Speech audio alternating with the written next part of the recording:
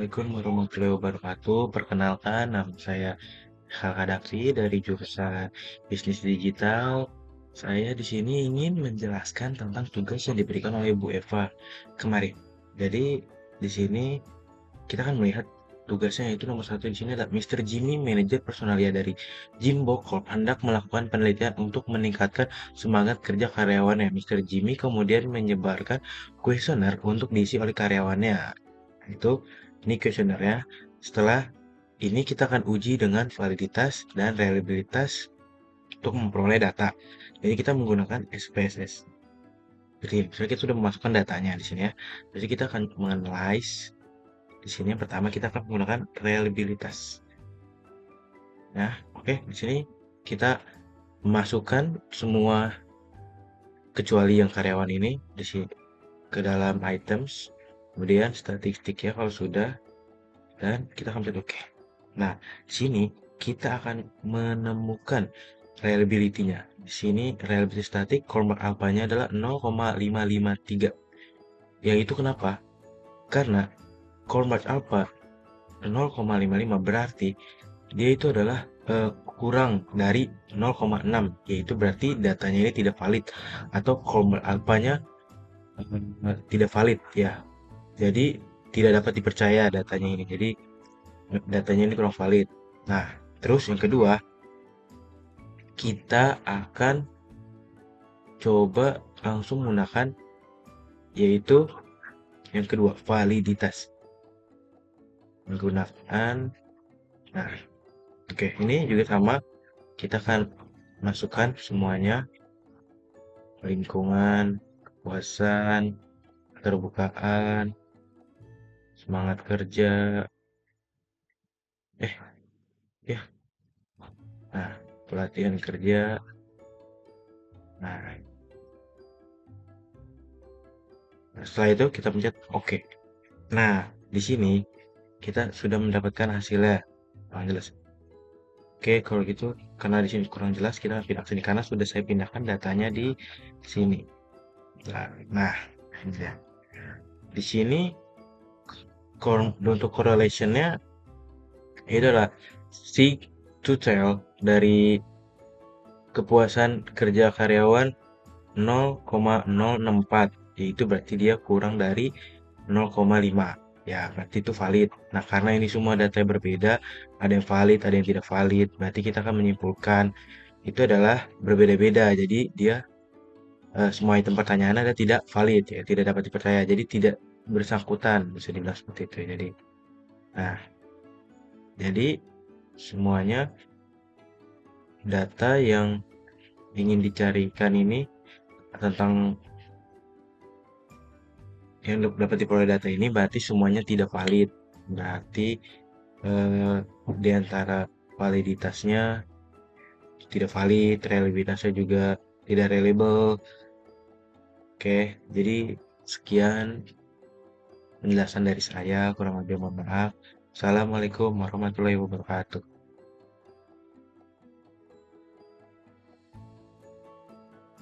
Assalamualaikum warahmatullahi wabarakatuh. Perkenalkan, nama saya Muftino Alamsyah dari Politeknik LP3I Kampus Pasar Minggu jurusan Digital Business. Hari ini saya akan menjelaskan mengenai reliabilitas dan juga validitas. Melanjutkan soal nomor kedua yang sudah dijelaskan oleh teman saya, Saikal. Nah, pertama-tama kita lihat terlebih dahulu soalnya. Nomor 2. Seorang peneliti telah mengumpulkan hasil kuesioner dari penelitian yang dilakukannya. Dalam kuesioner tersebut, peneliti menggunakan skala Likert, di mana peneliti memberikan pembobotan sebagai berikut. 1. Untuk jawaban tidak setuju. 2. Untuk jawaban ragu-ragu. 3. Untuk jawaban setuju. Lalu, dalam kuesioner yang berisi 10 pertanyaan tersebut, si peneliti menetapkan pertanyaan nomor 1, 2, 3 sebagai pertanyaan untuk variabel kedewasaan dan pertanyaan nomor 4, 5, 6, 7, 8, 9, 10 sebagai pernyataan untuk variabel kondisi lingkungan. Berikut adalah data hasil kuesioner dari 30 responden. Nah, kita lihat di sini, tabelnya menunjukkan pertanyaan ke-1, responden ke-1 yaitu setuju. Pertanyaan kedua responden ke-1 setuju, pertanyaan ketiga responden pertama setuju, dan seterusnya. Nah, caranya pertama-tama kita ubah terlebih dahulu tabel yang ada di bawah ini menjadi pembobotan angka seperti yang diperintahkan soal, yaitu menggunakan skala Likert. Di mana untuk pertanyaan pertama, respon pertama berarti setuju menjadi angka 3. Lalu, untuk variabelnya, kita lihat di sini kan ada subbab kayak pertanyaan pertama, kedua, ketiga, dan seterusnya. Kita lihat di sini untuk pertanyaan nomor 1, 2, 3, maka variabel kedewasaan. Maka kita singkat aja menjadi K. Lalu untuk pertanyaan 4, 5, 6, sampai 10, itu sebagai variabel kondisi lingkungan. Maka kita tulis saja sebagai KL. Nah, kita buat tabelnya menjadi seperti ini. Kita bisa lihat. Nah, di sini perintahnya kita disuruh mencari apa? Di sini kita harus menunjukkan uji validitas dan juga reliabilitas. Nah, sebelum kita menunjukkan uji validitas dan reliabilitas dari data di atas, kita ubah dulu datanya sesuai pertanyaan yang diminta. Seperti ini, pertanyaan ke-1, 2, 3 menjadi variabel K1, 2, 3, di mana K itu menandakan kedewasaan. Lalu, untuk pertanyaan 4 sampai 10 menunjukkan variabel kondisi lingkungan, maka disingkat KL. Dan ini respondennya sampai 30. Setelah sudah merubah setuju, tidak setuju, dan ragu-ragunya di angka, maka kita dapat melakukan uji validitas dan juga reliabilitas. Nah, mungkin ada teman-teman yang bertanya-tanya, kenapa kita harus pakai uji reliabilitas dan juga ada validitas. Padahal ada uji satu lagi seperti NPAR. Nah, untuk uji reliabilitas dan validitas, kita dapat menjawab dari daftar-daftar pertanyaan berikut. Nah, daftar pertanyaan pertama, untuk data jenis apa sih kita menggunakan reliabilitas dan validitas? Kita menggunakan reliabilitas dan validitas untuk data kualitatif. Kalau NPAR itu untuk data kuantitatif. Lalu, apa sih yang dimaksud reliabilitas dan validitas itu? Dan tujuannya apa? Kenapa kita harus memasukkannya gitu? Nah, kita lihat di sini. Kita memasukkan reliabilitas untuk memastikan bahwa instrumen atau pertanyaan, item-item pertanyaan yang digunakan konsisten dan dapat dipercaya dalam mengukur suatu variabel. Nah, jika instrumen atau pertanyaan tidak reliable, maka hasilnya akan bias dan tidak valid. Maksudnya di sini kita mengukur pertanyaannya, apakah pertanyaannya tuh seperti ada ambigu atau memiliki dua arti atau tidak gitu. Maka jika misalnya ada kayak tidak konsisten atau membuat ambigu, maka bisa aja datanya tidak reliable gitu. Lalu fungsi reliable yaitu untuk menunjukkan apa instrumen pengukuran hasil menghasilkan hasil yang konsisten jika digunakan terus-menerus. Lalu, kenapa kita harus menggunakan validitas? Nah, kita menggunakan validitas untuk memastikan bahwa instrumen benar-benar mengukur apa yang diukur.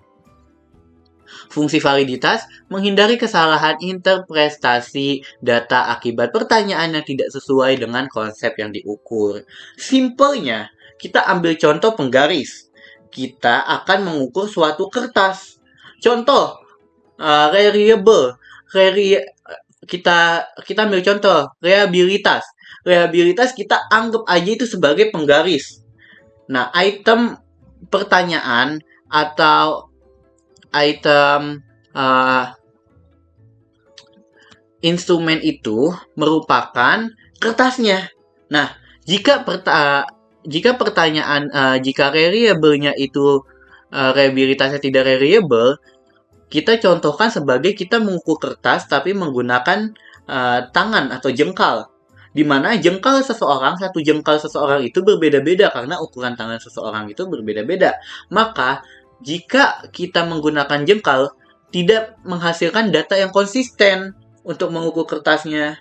Nah, makanya kita anggap sebagai reliabilitas itu sebagai penggaris untuk mengukur kertas. Nah, kalau kayak gitu, kenapa harus ada validitas?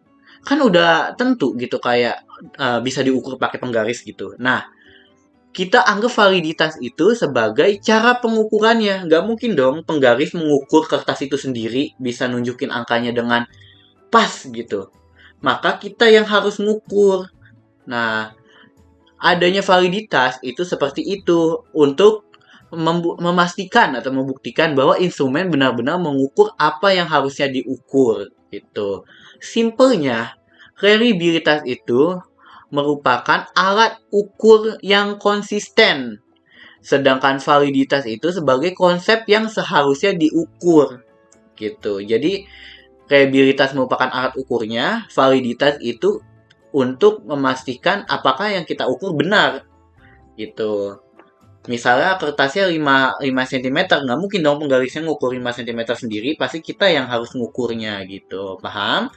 Nah, lanjut. Setelah kita sudah menemukan apa sih yang dimaksud validitas dan reliabilitas, nah baru kita masuk ke SPSS-nya. Dari data-data yang ada di bawah ini, kita masuk ke SPSS, lalu ke variable view. Nah, kita masukin subbabnya atau subjudulnya. Tadi pertanyaan 1 sampai 10 seperti kayak pertanyaan 1 sampai 3 itu K1, K2, K3. Lalu 4 sampai 10 itu KL1, KL2, KL3, KL4, KL5, KL6, KL7. Nah, setelah sudah, karena tidak ada desimal di angkanya, kita jadikan 0 semua.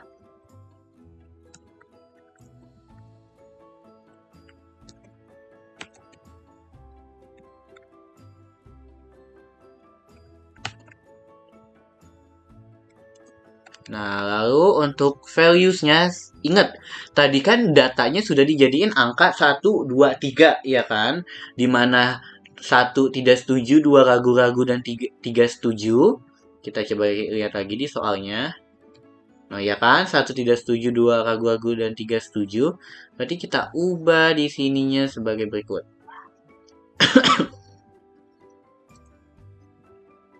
Masukin label 1 tadi.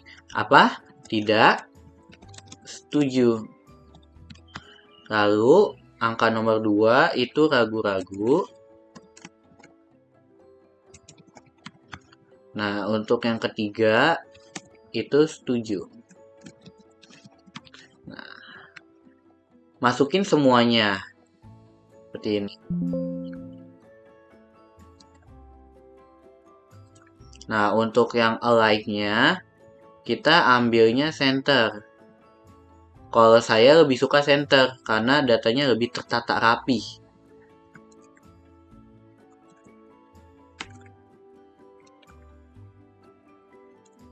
Nah, untuk measure-nya scale, kita masukkan saja semua jadi scale atau penggaris. Nah, sudah. Setelah sudah, kita masuk ke data view-nya. Kita copy saja data yang sudah diubah jadi angka tersebut.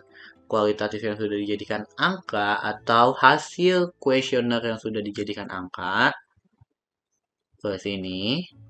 Lalu kita tinggal paste. Nah, habis itu kita cek terlebih dahulu sedikit demi sedikit. Apakah benar? Jika data sudah dianggap benar, maka kita lanjut ke uji reliabilitas. Dimana caranya yaitu pencet analyze, habis itu pencet scale, terus kita pencet reliability analysis. Nah, dimana kita harus mengukur satu-satu variabel terlebih dahulu. Kita menunjukkan apakah pertanyaan untuk variabel kedewasaan itu pas tidak, pengukurannya variable tidak. Makanya kita ukur variabelnya masing-masing terlebih dahulu. Berarti untuk variabel kedewasaan kita ubah terlebih dahulu, kita masukkan ke dalam item, terus kita pencet static. Jangan lupa untuk deskriptif for-nya kita centang semua dari item, scale if item deleted, dan oke. Lalu kita pencet oke. Nah, setelah sudah, kita lanjut lagi untuk membuktikan pengukuran yang kondisi lingkungan itu benar atau tidak.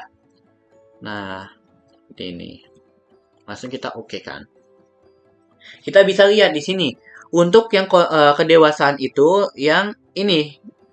Yang pertama, kita tinggal klik aja 2 kali, nanti ada panahnya. Nah, ini nanti kita copy ke dalam Word-nya.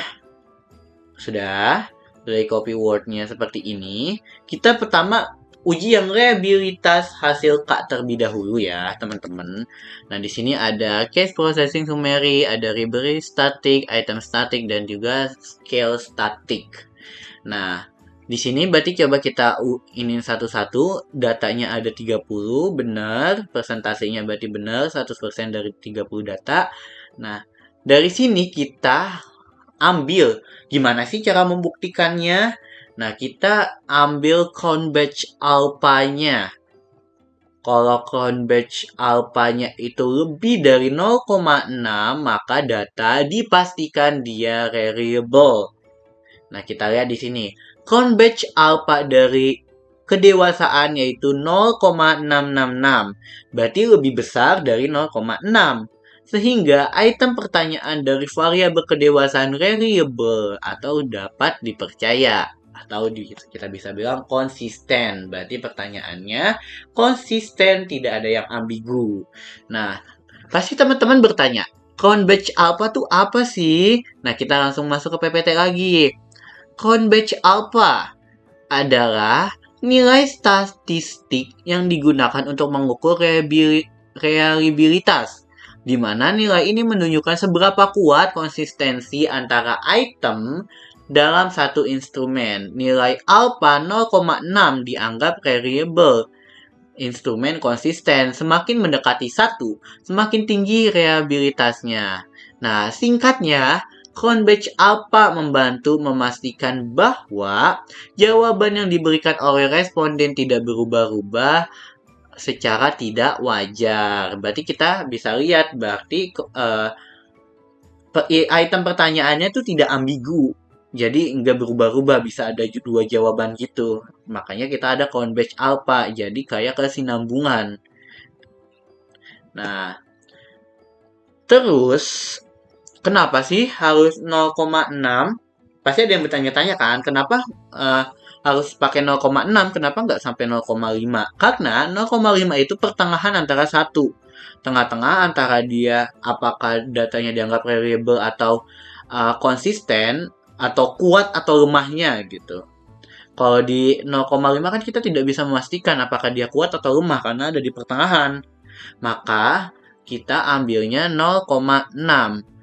Nah, sebenarnya bisa aja seperti kita ambil count batch alpha-nya 0,7 sampai 0,8, di mana itu untuk penelitian akademis atau survei umum negara seperti kayak kebanyakan penduduk, berapa pekerjaan, misalnya pria, wanita, siapa lansia, segala macam, itu biasanya buat kenegaraan biasanya 0,7 atau 0,8.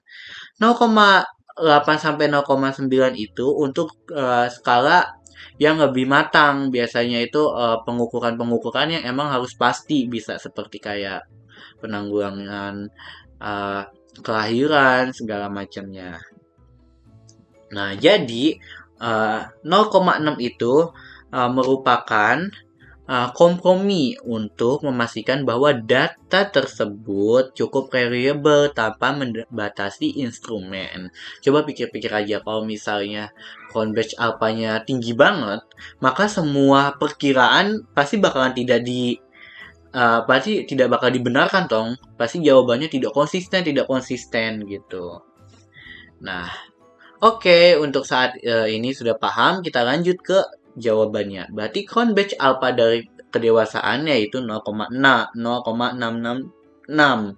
Jadi bisa dikatakan bahwa dia konsisten. Lanjut, untuk kondisi lingkungan, convex alpha-nya itu kita bisa lihat di sini di tabel 0,663.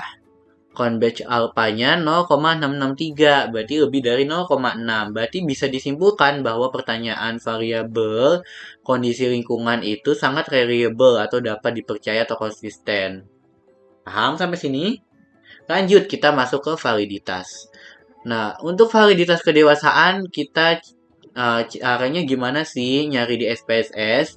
Pertama, kita pencet analyze, habis itu coloride, habis itu behaviorate, habis itu kita sama seperti tadi, kita masukin masing-masing variabel terlebih dahulu. Habis itu kita pencet OK.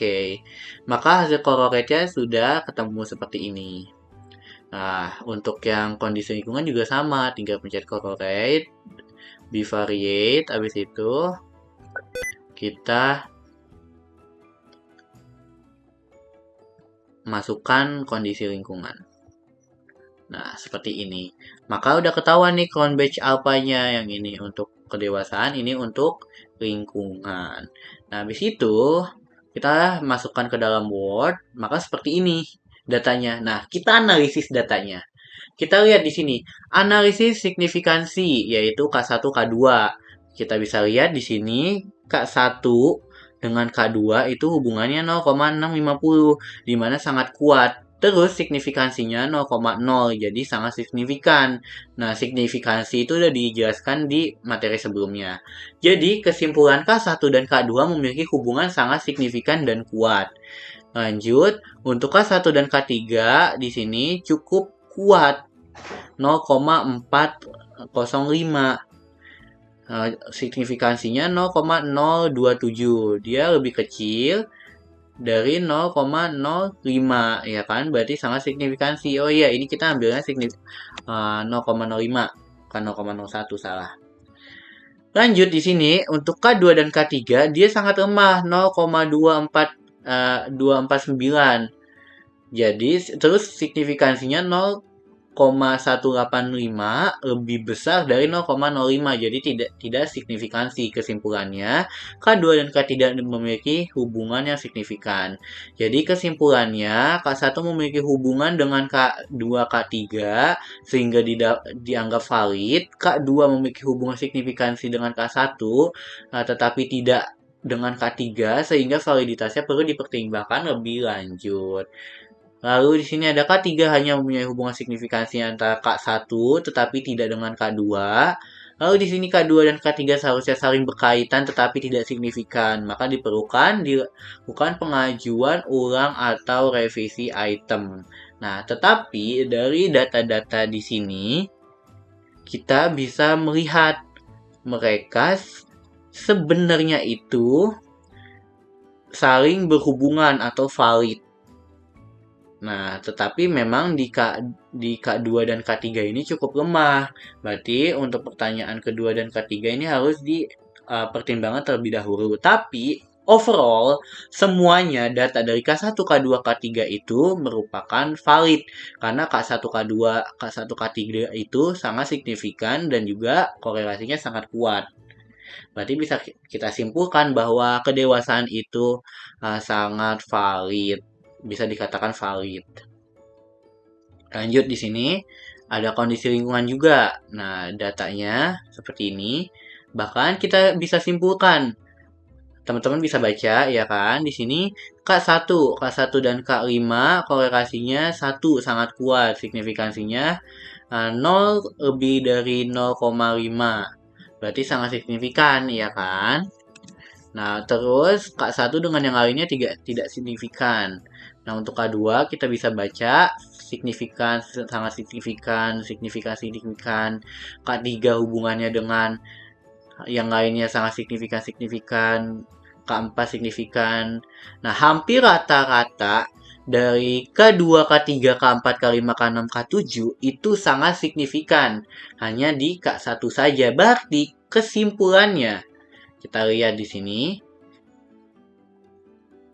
K1 hanya memiliki signifikan dengan K5 sehingga validnya perlu dipertimbangkan lebih lanjut. K2 dengan K3, K4, K6, K7 sangat valid dan berkaitan. K3 memiliki hubungan signifikan dengan K2 dan K7 sehingga valid. Nah, rata-rata dari pertanyaan-pertanyaan dari pernyataan-pernyataan ini itu valid, ya kan? Dari hubungan sini aja kita udah ketahuan nih, K2, K3, K4, K5, K6, K7. Berarti bisa dikatakan bahwa hasil kondisi lingkungan ini bisa mengukur alat reliabilitasnya. Sehingga berarti pertanyaan-pertanyaan atau item tersebut dikatakan valid. Nah, berarti kita bisa lihat dong kesimpulan seluruhnya antara reliabilitas dan validitas. Berarti pertanyaan nomor 2 itu sangat reliable. Kalau dari reliabilitasnya, pertanyaan-pertanyaannya tersebut sangat reliable atau konsisten. Berarti alat ukurnya konsisten nih, bisa nih buat ngukur hasil pertanyaannya atau hasil yang diinginkan. Nah, terus untuk pengukurannya, sistem pengukurannya itu valid. Walaupun beberapa ada yang dipertanyakan, tetapi dari semua kesimpulan overall itu valid. Berarti sistem bisa melakukan pengukuran sesuai reliabilitas. Nah, sekian penjelasan dari saya. Kurang lebihnya mohon maaf. Wassalamualaikum warahmatullahi wabarakatuh.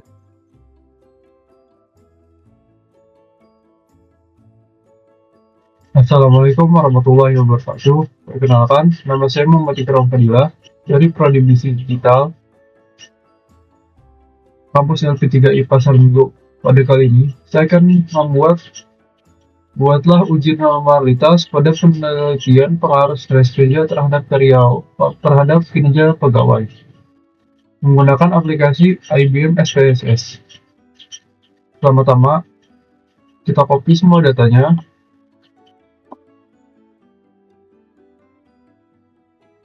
Setelah itu masuk IBM, klik variable view, klik nomor,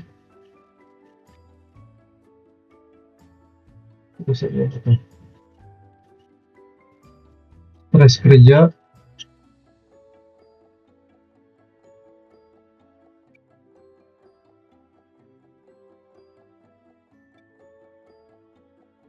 sama kinerja pegawai.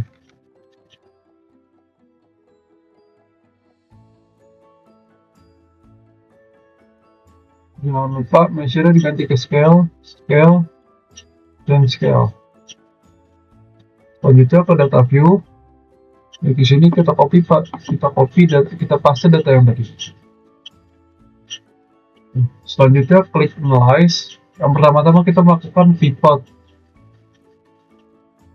Untuk uji normalitas kita harus menggunakan pivot. Masukkan yang stres kerja dan kinerja pegawai.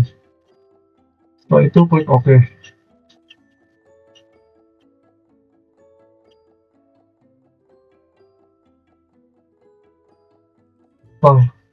Ada hasil kayak gini, dapat dilihat ininya sejajar atau tidak jauh dari garis. Titik-titik ini nih tidak jauh dari garis.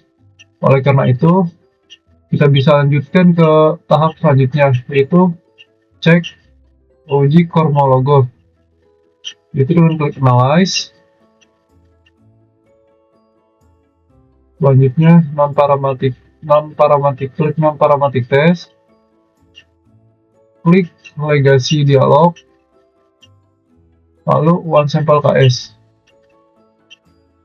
Masukkan yang stres kerja dan kinerja pegawai. Klik deskriptif. Nah, kita continue. Oke.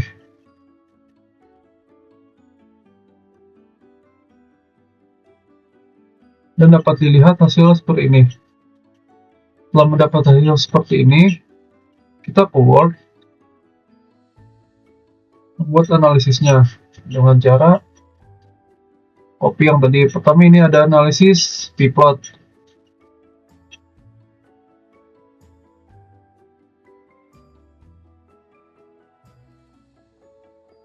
karena tadi yang sudah dibilang ininya sejajar, maka hasilnya adalah berdasarkan diagram di atas diketahui bahwa data stres kerja dan kinerja pegawai terdistribusi normal karena data searah dan mengikuti garis diagonal sesuai dengan yang ini ya. Selanjutnya kita ke arah mengajukan one sample Smirnov Formalogov.